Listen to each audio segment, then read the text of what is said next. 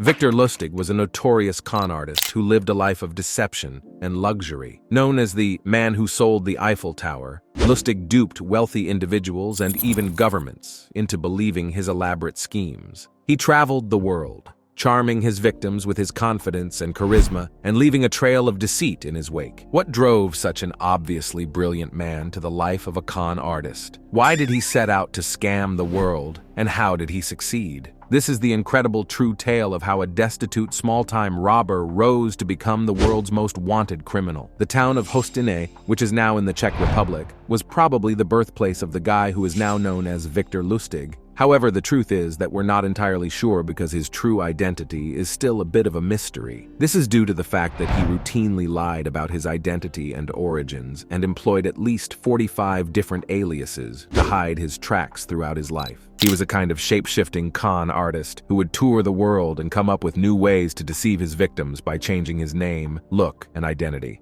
Lustig was born on January 4, 1890 in Hostin, Austria-Hungary. From an early age, it was clear that Lustig was both incredibly bright and incredibly prone to getting himself in trouble. One springtime evening, as he was frantically going through the garbage cans outside of an upscale hotel in an attempt to find food leftovers, he observed a couple preparing to eat on one of the hotel's balconies. With a feast fit for a king, servers served them dish after plate of food, more food than Victor had ever seen in his life. Nevertheless, Victor was appalled to see that the couple skipped the meal entirely and went straight to the bedroom. Victor made the decision there and then that, even though he was forced to eat scraps from the trash, he would never feel bad about deceiving those who were more wealthy than him if it was how some people could afford to exist. By the time he was 19, Lustig was studying in Paris. When not studying, he gambled and seduced the local French girls. This latter hobby earned him a scar on the left side of his face from a jealous boyfriend. He used his higher education and knowledge of several languages to create a variety of scams and cons, which quickly earned him a small fortune. In no time at all, he had become a professional con man. Most of his early scams were carried out on ocean liners sailing between France and New York. He would target rich travelers posing as a music producer seeking investment in a fake Broadway production. It was the perfect scam.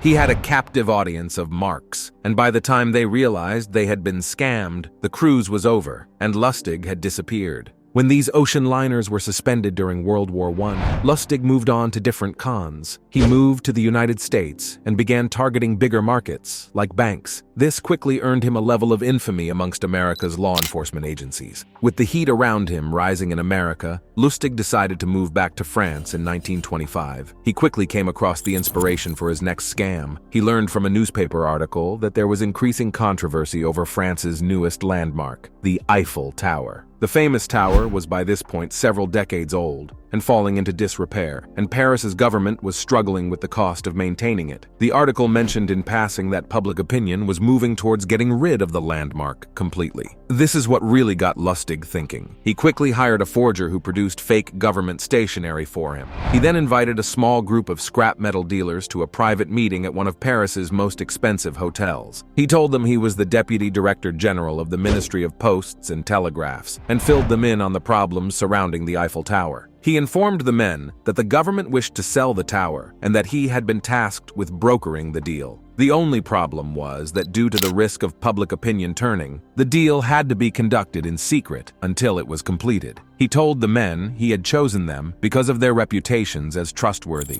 honest businessmen who could keep such a secret. As he spoke to the dealers, Lustig kept an eye out for which of them would be an ideal mark. He settled on André Poisson. Poisson was an insecure man who only cared about making a name for himself and climbing up the social ladder of Paris's business community. Lustig knew such a man couldn't resist owning such a famous landmark. After the dealers had sent Lustig their bids, he began focusing on Poisson. He arranged a private meeting during which he revealed he insinuated he was a corrupt official. He complained to Poisson that he was not happy with his government salary, and that if Poisson wanted the Eiffel Tower, an added incentive was in order. Poisson, desperate to make a name for himself, fell for it hook, line, and sinker. He paid Lustig not only a large bribe, but also agreed to pay 70,000 francs for the tower itself. Lustig had managed to get the poor man to pay him twice for something he didn't even own. As soon as he had the money, Lustig fled to Austria. He laid low there for a few months and kept an eye on the papers. Lustig suspected that a man like Poisson would be too ashamed to admit to the authorities that he'd been conned. He was right. It soon became apparent that Lustig had gotten away with his biggest con so far.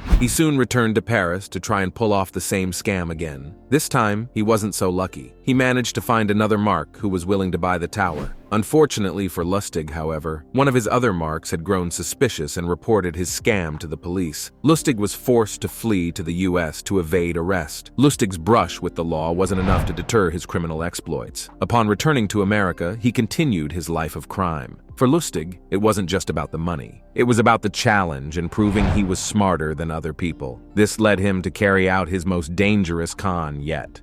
In 1925, Lustig swindled a then 26-year-old Al Capone, and the notorious gangster didn't even realize he'd been had. Lustig arranged a meeting with Capone in his suite at the Hawthorne Hotel in Cicero, near Chicago. He convinced Capone to invest in a get-rich-quick scheme, promising to double his $50,000 investment in 60 days or less. The details of the ploy aren't known, but it was enough for Capone, who handed over $50,000 in cash. However, Lustig either had second thoughts about running off with the money or wasn't able to fulfill his promise. Either way, he returned to Capone some weeks later and admitted he had failed. The gangster asked if Lustig was broke, and when he said yes, despite being flush with cash, Capone handed over $5,000.